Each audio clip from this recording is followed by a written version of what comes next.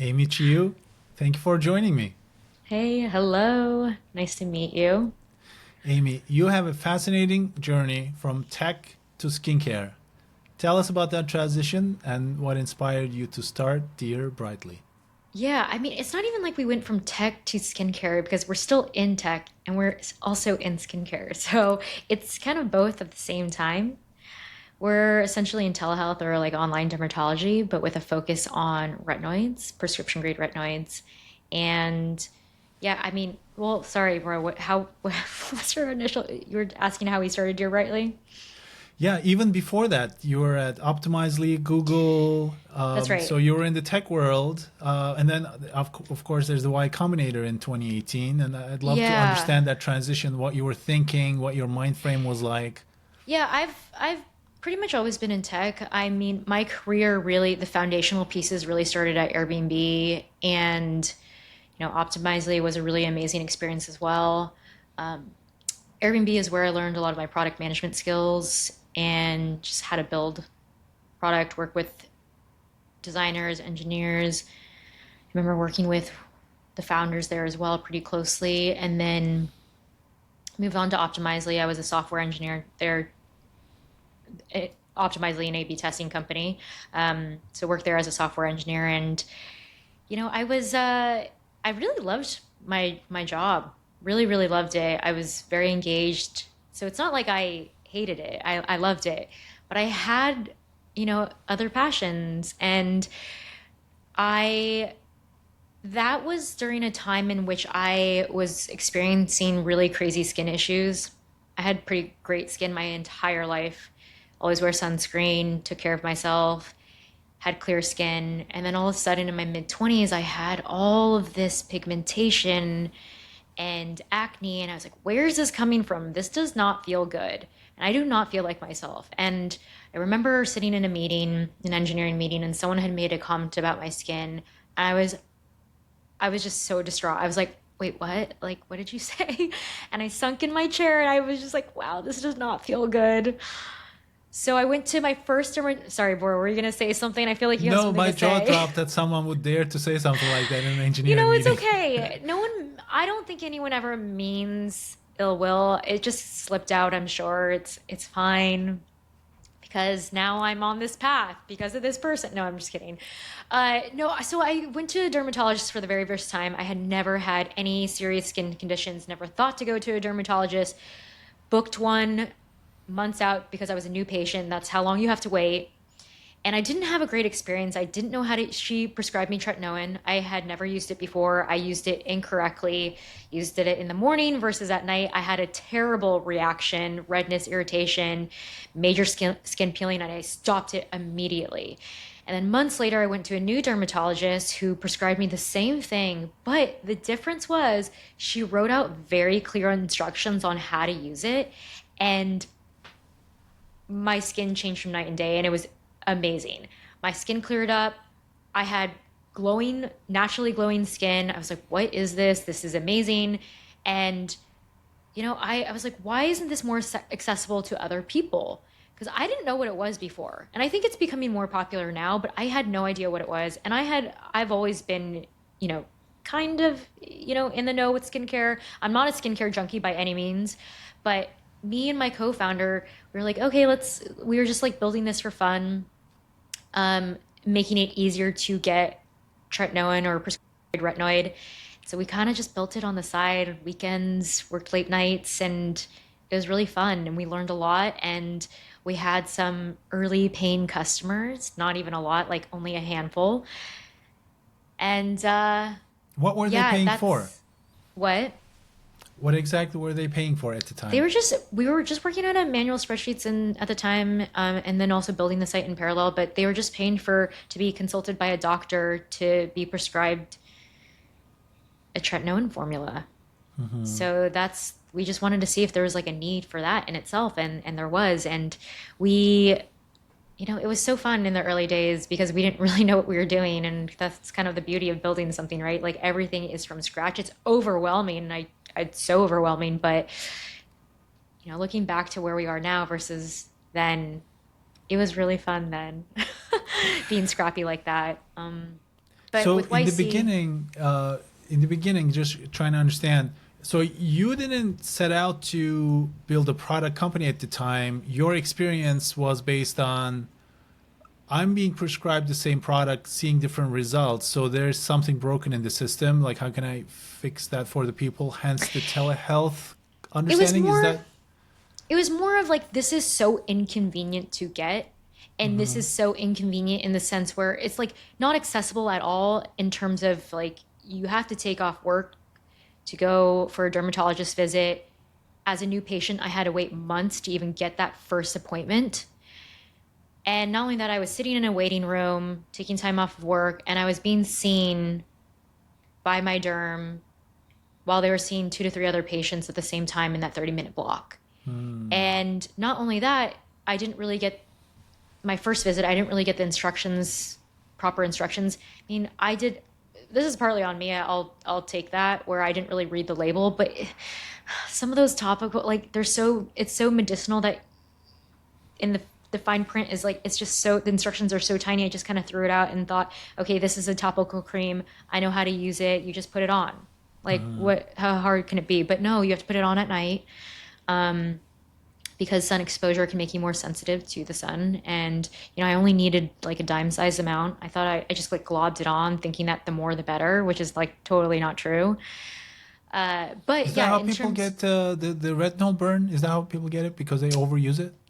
yeah, they can overuse it. Well, it's a number of things. Overuse, using it at the wrong time of the day, and then also using a too high of a strength level. So it comes in certain strength levels, the ones that are generic out there, but even the lowest one is so strong for a first time user who has sensitive skin, aka me. Right? So there's inconvenience, and also it can be very costly as well. So we just wanted to fix all those friction points that I experienced. So yes, the inconvenience of the doctor's visit, the cost as well. I remember at one point the cost without insurance coverage jumped up to like a few $100s, which is crazy. I loved it so much, but I couldn't pay for it anymore. And then also in terms of easeability of use, right? Understanding how to use it. When you have an integration with tech, you are able to handhold much better. And so you can send like treatment plans or like updates or, pro tips. And it's not something that feels as cumbersome. It's easier to handhold someone, I think, when you have that stronger relationship with them. Not that, an in-office visit with a doctor, you don't, but we really do focus on the user experience, and yeah, it's making sure people know how to properly use it too, and also in terms of the formula, because your Brightly tailors or the derm providers can tailor, we can do any strength level so that it doesn't give you that crazy reaction that most people get turned off by if they use, for example, most often a generic brand. I want to go back to the nights and weekends because I've done a lot of nights and weekends type of experiments in my career. So I love those night and weekend stories. How did you know when it was time to not do night and weekend but full time anymore? What was that moment like? It's not even like we decided, it's more of like fate decided for us, and I'll explain. So we were building Dear Brightly, and we thought, oh, we'll apply to YC just for fun. They have a really great application process that makes us question our business and understand our business better.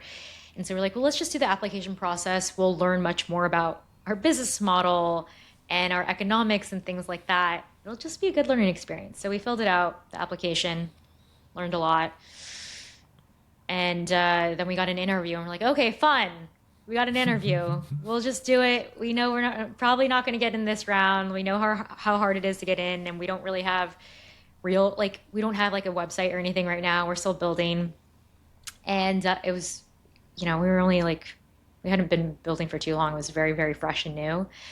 And had our interview, and then found out we got in, and we're like, whoa, okay. Like, we did not expect this. I guess we're doing this. And so from then on, quit our jobs and started Dear Brightly. And when we had had our interview, I remember we only had 7 paying customers at the time. And so when people ask me if they should apply for YC and they should be like a hyper growth company, I'm like, absolutely not. You don't have to be. Absolutely not. You can have probably like 1 paying customer, right? Like you just never know. So that's what Hmm. happened to us. It kind of pushed us and thrust us forward, and ever since then, we've been on this journey. Do you remember your elevator pitch? What were you saying at the time? What Feel Brightly was then? Oh my gosh, Bora, I don't know. I have to go back to my notes. I don't remember. It was so long ago. But yeah, I mean, probably like, an online dermatology company. Hmm. That's really But what we so, were and still w- are. It's not like we wavered from that. right. So you got in. It sounds like it was kind of like a pleasant surprise that you weren't really expecting it. Yeah, we weren't really expecting it, but I remember the day that I found out, I got the call, and it was from one of the partners at the time at Dora. We got the call, and I just remember thinking on the phone, I think my whole life has changed. My life is about to change. And it did. I mean, so many doors opened, and I met so many incredible people, and I had an amazing experience. And I had some of the worst times of my life too. But what came out of that was just, I look back and I'm like, what a blessing. Yeah. Um, so you got into IC2 2018. 5 years ago, my previous startup, I had gotten into Techstars in New York, and Oh, that was like a yeah. very intense 3 months and big story after that. But as you said, it completely changes your life. So 3 months later, what happened? Like, what were you able to accomplish in such a condensed time? Um, and then you got out, fundraising conversations. What was going on then? Okay, let me rewind. Let me rewind and remember. I swear I've said this in other interviews. I seriously blacked out for a lot of YC. It was a really challenging experience. I mean, I, I loved it though for the parts I do remember. But it was just like constant, being in like this place where it's just like you're either working or working out. And it's just those two really, working or working out. Um, but yeah, we by the end of 3 months, we had a working website and everything. We had, customers, we had press, and we fundraised. And I think we fundraised for a month and then we closed, yeah, in that 4 week time frame and got everything that we needed. And I was so happy because I really don't enjoy fundraising. Some founders love it and probably feel a rush. I don't know, but like for me, it was like, oh my gosh, there's only me and my co-founder. And if it's not me who's not building the product, then it's like one person down, and because I'm fundraising. So if I'm fundraising, nothing like my side of the business is not getting built. And that was really hard for me because a month of not building is a lot, you know, it's a lot. It's a lot of work, right? That you could have gotten done that didn't get done. Not that fundraising isn't important. It's so important, but it's just not something that I enjoyed. I'd rather be building and creating than asking for money. Same with me. It can be very distracting. Also, hearing so many no's can be a big time downer as well. Kind of, Yeah, that's psychologically, that. it's difficult. Yeah, it's definitely, it's an I thought of it as a numbers game. I remember getting so many no's, but it's like, okay, I got to just make sure I have a lot more in the pipeline and never run out in my pipeline. And, you have to keep going and don't listen to the no's, don't listen to the why. Listen to the no is something I learned from YC because in early, super early on when I was fundraising, I would hear, oh, well, we're not investing because of this reason. We're not investing because of that reason, XYZ. And I would focus on that and be like, okay, they're not investing in this reason. Maybe I need to change my pitch. Maybe I need to change my product. Maybe I need to change my service. But no, like you spend time on that and then you kind of forget what you're building for and why you Hmm. started to begin with. So you really have to listen to the no and just, okay, nope, they're not interested. Move on. Yeah. So now we raised our funds, we put the money in the bank, we can get back to building. What did the next couple of years look like? Oh my gosh, it was so difficult because here's what happens, right? You get all this press, and you have all these spikes in growth, and you're like, yes, like, we're growing, but it's fake growth. And okay, sorry, let me take it back. I don't want to say it's fake growth. It's a spike in growth. That's what it is, but it's not sustained growth. And so you have this press, you have all this PR and cool, like you feel on top of, top of the moon, like cool, but really it's just it's a nice little spike, and then you need to figure out real channels that work for you, and you need to get really really good at that channels. So for us, like the first year, it was really understanding our customer and understanding how to speak to them. And I remember the first year we weren't a subscription, we were just like trying to learn as much as possible, but first year we weren't even subscription, which was a huge, I mean, the fact that we weren't subscription from the get-go, like we learned that is what makes our business. But yeah, we didn't have that at first, and so people were dropping off, and we weren't getting our payback time until like months later, and we're like, okay, this is not working. We are not, getting our payback time or payback in time. And so the moment in which we launched subscription, because we had been talking to our customers and we're like, it's kind of annoying to have to get the product again, but I want to use the product again. It's like, okay, we have to listen to that. They want to get, how do we make it easier? Okay, subscription, obviously. So launch subscriptions, and that's when things really took off for us, because we realized that people wanted easeability in that, and that's the whole reason why we created Dear Brightly, is to make it really easy to get retinoids, right? And yeah, to this day we have really strong retention, and that's how you know the product is that good. And I would say to like founders, like, be really make sure in your business, like one of the most important metrics that we look at is our cohort retention and how strong that is. If I see a dip in it, or I see like a change in like the patterns that we're seeing in our numbers, I'm like, okay, something is definitely wrong here. Those are all the learnings from the Optimizely, Airbnb, Google days Yeah, you have paying to make off. sure that people want your product, not just the first time, but for a long time. Yeah, people take it for granted, but in my previous startup, I was building a subscription business, and the company who was sharing office with us, they weren't building a subscription business, but they decided to do a subscription business. And I remember the founder calling me, "What is cohort? What is a cohort? How do you read this?" Oh my god! They ended It's up so becoming huge important. after that. But I remember that conversation. I told this guy what cohort was. So I think we skipped an important step here. We skipped the part where it was telehealth, and then there was no product. But then we have Dear Brightly's skincare products now. When did that happen? Wait, wait, wait. What do you mean exactly? So, Dear Brightly RX Face Serum. When did that come into the picture Oh, from the during this get-go. process? I'm so sorry if I didn't Oh, make that clear. No, from the very beginning, that was the product, the oh, service. sorry. I thought it started as telehealth and then it kind of. Well, so Okay. so the night shift RX face serum is it's prescription.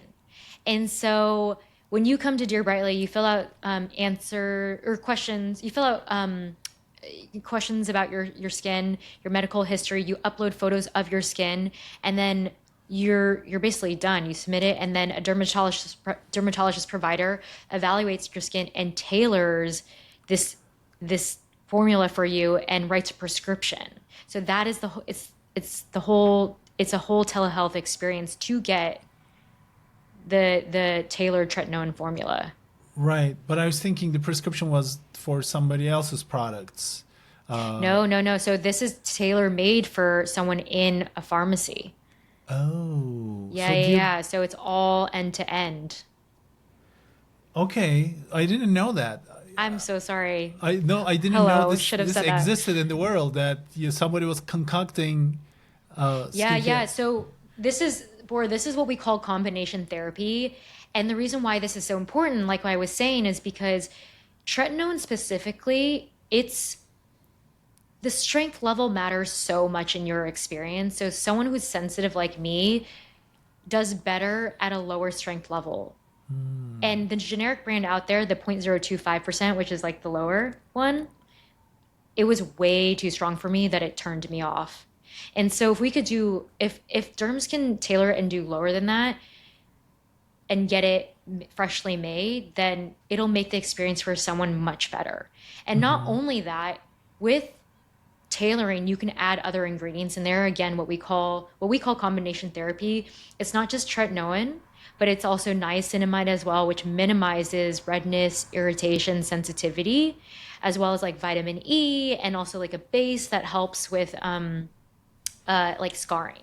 So this is all made so that the experience is going to be much better than what you would get today, a generic version. Interesting. Oh, I'm learning something new today. I didn't know. Uh, so how? So the products that you have on your website, um, are those? How do those get personalized? Can I order it now? Like a bunch of them are out of Yeah, yeah, stock. yeah. You can order it any. You can do it from the comfort of your own home. We could even do it right now. Like Oh, I it's see. it's available to you Mm-hmm. at the comfort of your own home. And so we do have some over-the-counter products on there. So Mm-hmm. like our moisturizer, which was specifically designed to be used with tretinoin, because what we found with a lot of moisturizers out there is that it's not made to be used specifically for a retinoid. And so we Mm-hmm. designed one for it just because our bread and butter is just that, retinoids. Mm-hmm.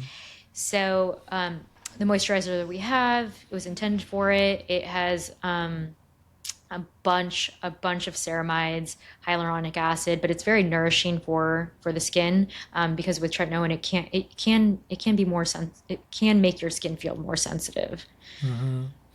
I read about you having a stance on moving away from anti-aging messaging.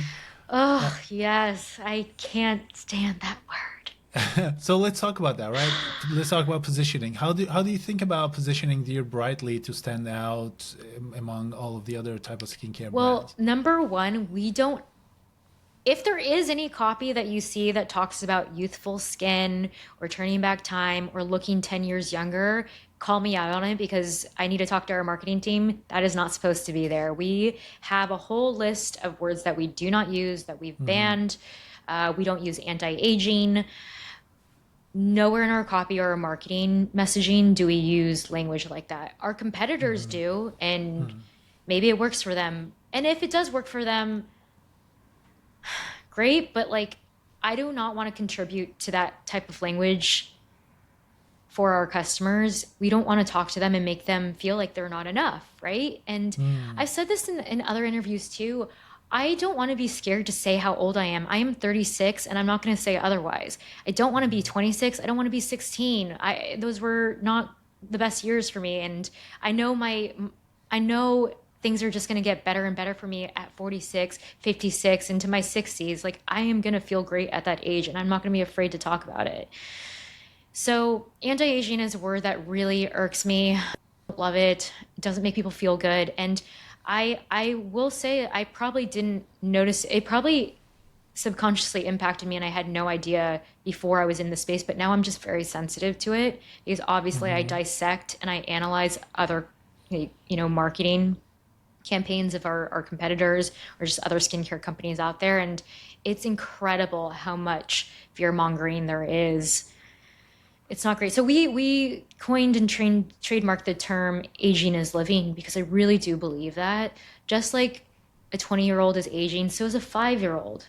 So am I at 36. We're aging every single day, every second of the day, and you cannot stop it. You can't. Mm-hmm. So why are we saying that we need to be otherwise than the age that we're at? Really, like I really want to promote pro aging, honestly. Yeah, I mean, that's very nice that you're taking that stance. The society pressure is there. Uh, I'm not super excited about talking about my age, frankly speaking. Also, I don't I want to get age it. I like totally get surfers. it. You know, you and I are both surfers, but I'm kind of like, if you look at the surfers, like how they look 10 years older, and I'm like, I don't want to look like that. But now you're listening to you. I mean, I wish I had didn't feel this way. But why do I feel that way? Yeah. There's some kind of pressure, I guess, out there that kind of making us feel this way, right? Exactly. And you really have to ask yourself and be introspective and ask, okay, well, why? Yeah, exactly, bro. Like, why do I feel this way? Why do I feel like I have to hide my age? Is it me who's putting that pressure on myself? Or is it society, right? And The way that I like to think about it is, tretinoin, people are like, okay, well, what you guys do makes you look younger. I'm like, no. It it helps you feel good in it helps you take care of your skin. It's healthy skin, and that's how I want to rephrase it. It's not going to make you turn back time. That's not what it does. What it is going to do is it's going to help, and I've said this in many other interviews as well, just like you exercise to feel strong, just like you eat well to feel healthy, your skin is your largest organ. So we're taking care of our largest organ, our skin. And I want to feel good at the age I'm at right now. So I heard telehealth regulations can be quite complex. I wanted to ask you about, how you navigate the different state requirements and stuff while scaling. But now also the new government is removing all regulations from everything. So I don't know what that means for your business. That's a good question. We'll see. But we are in close contact with all of our lawyers. We have a whole team that is specifically they're specific in telehealth, like specifically telehealth lawyers. And so we work with our lawyers day in, day out to make sure that we are always up to date with telehealth laws. And so, I mean, things are changing with this new administration. We have to figure out how we're going to adjust to that. So time will tell. I'm not really sure right now, but we will adjust wherever necessary. Amy, so you're essentially bridging healthcare and direct to consumer.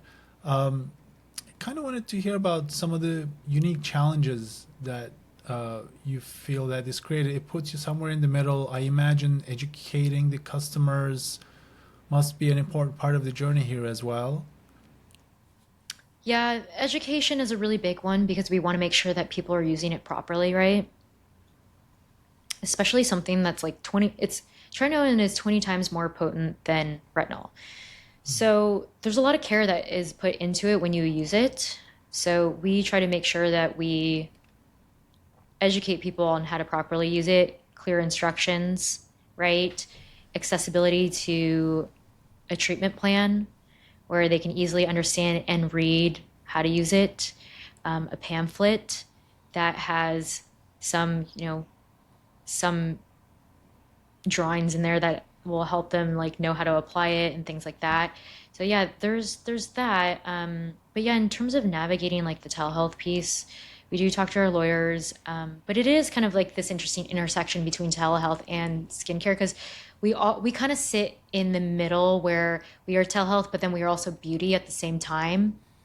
So sometimes it can be very challenging in how we talk to our customers or our audience because it's like in the beauty world,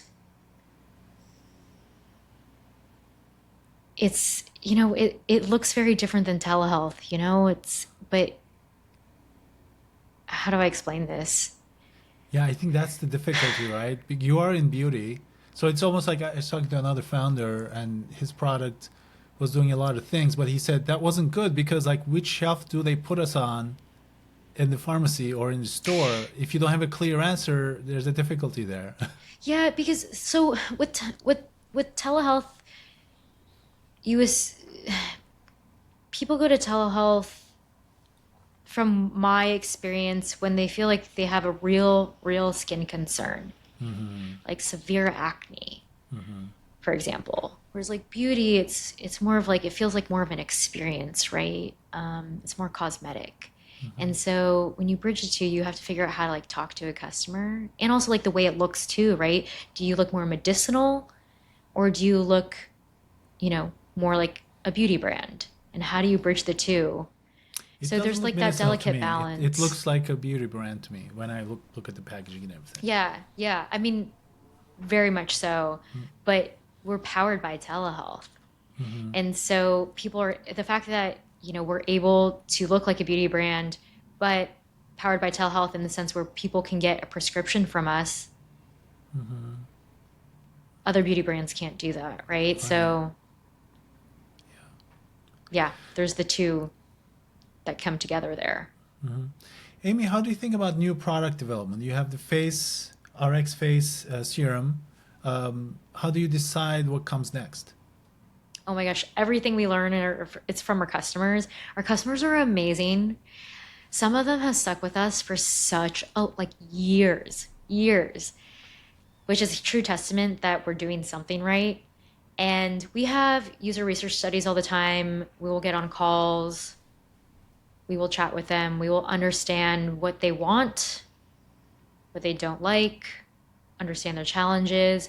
And one of the things that has come up a lot is an RX eye serum. And this one has taken us years to develop, and it's finally coming out. Whenever you have this podcast go out, it'll hopefully be out by then. But we have an RX eye serum coming out that has been asked for or requested for a number of years. We've been product developing it for a number of years. Our derms came up with the formula, and it's incredible because not only does it have their knowledge incorporated into it, um, which they designed and developed, but then also it has the feedback of our community who like sampled it, tested it, and so there's been like a lot of adjustments that have been made.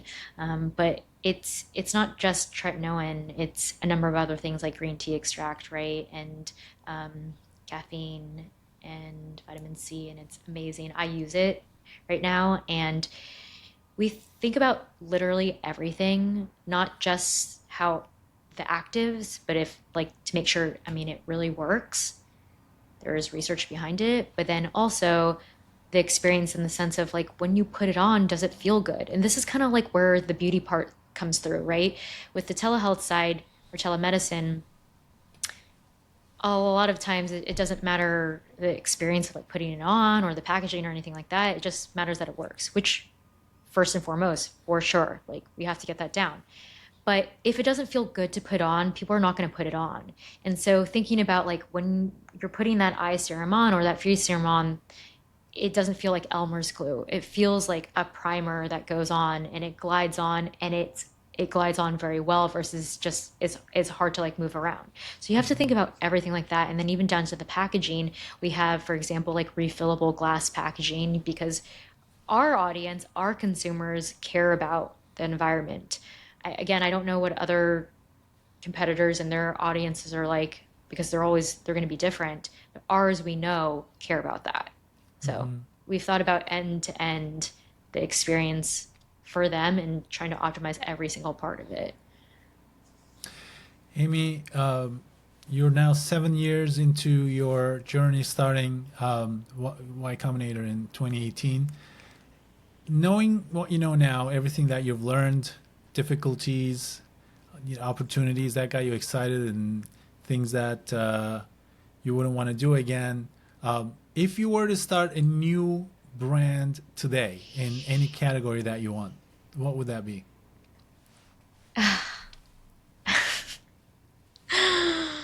I think about this sometimes because my that's where my mind goes. I mean I'm fully dedicated on Do Rightly right now, but I obviously love other categories and other spaces. I I don't know. Imagine it as a second brand, like your Jack Dorsey, who has like 6 companies at the same time. So if you're a person like that, if you want to start a second one, I can't I'm having such a time answering that because I mean I have so many interests. I have so many interests. I don't know. I don't know. I can't say. I can't say. I'm sorry. I have so many interests. final question. Top two problems giving you a headache right now, and top two priorities you're excited about for the year. Okay, top two problems. Top two problems, like in general or in in the business? In the business. In the business. I mean, acquisition is tough. I will say that. Acquisition is tough in the sense where cost efficient acquisition is tough now. So that's one. The second thing is building fast enough. We're trying to move so fast, but it feels like everything is a slog because things take time. So just feeling like sometimes things are outside of your control. You want to move faster, but things take time. And we've been going through major challenges with the website, and I wish people would have a little bit more compassion for us. They don't know what's really going on, but what's really going on is like we're just cleaning up a lot of technical debt right now, and it's really killing us. And so we're working on it, people. They will know we're working on it right now. Or I hope they know that we're working on it right now. And then two things I'm looking forward to are the eye serum, Arc's eye serum going out this year. I'm so excited. It's coming out very, very soon. And we've just had so much positive feedback about it. I'm so excited because it works. It's really good. And then we have more products coming out as well that we're product development. I think people will really be happy about it. They've also requested these as well. And these have also been years in the making. So I feel like there's going to just be a lot of like new stuff, more in our portfolio that people can, try out. So I'm so excited. Amy Chiu, thank you for sharing your journey with me. Thank you for having me. It was good. It was good to chat.